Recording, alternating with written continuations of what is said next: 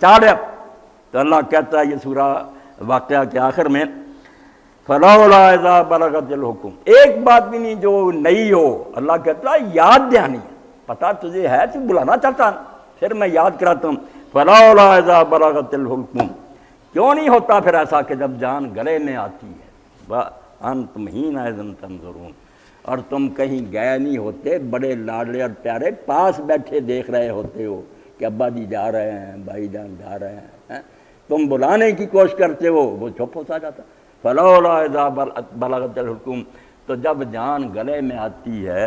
تم دیکھ رہے ہوتے ہو وَنَحْنُ أَقْرَبُ إِلَيْهِ مِنْكُمْ وَلَٰكِن لَا تُبْصِرُونَ، تم اپنی کوششیں کر رہے ہیں، انجیکشن لگ رہے ہیں، ڈاکٹر دوائیاں دے رہے ہیں، مگر تمہیں فرشتوں کے ہاتھ نظر نہیں آتے جو تم سے زیادہ قریب ہوتے ہیں، تمہاری نسبت وہ اس کے زیادہ قریب پہنچ گئے ہوتے ہیں اور وہ ہاتھ ڈال لیا ہوتا، انہوں نے جان لے رہے ہوتے ہیں۔ فَلَوْلَا إِن كُنتُمْ غَيْرَ مَدِينٍ، اگر واقعی یہ ٹھیک ہے کہ تمہارے اوپر کوئی حکومت نہیں ہے، تم مسلمان اور آزاد ہو،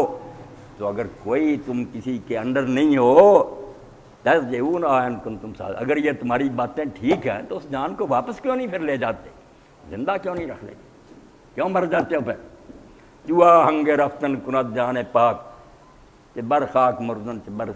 کہ بر تخت مردن کہ بر روئے خاک۔ سعدی رحمۃ اللہ علیہ فرماتے ہیں جب اس پاک جان نے جانے کا قصد ہی کر لیا، چلی جانا کسی نے، تو بے شک تخت پر مر یا خاک پر مر برابری، کیا فائدہ، نہ بادشاہ کو بادشاہی نے کوئی فائدہ دیا، نہ غریب کی غریبی نے کوئی بگاڑا، وہ بھی مر گیا، غریب تو بھی مر گیا، بادشاہ بھی، اور اسی مٹی میں چلا گیا۔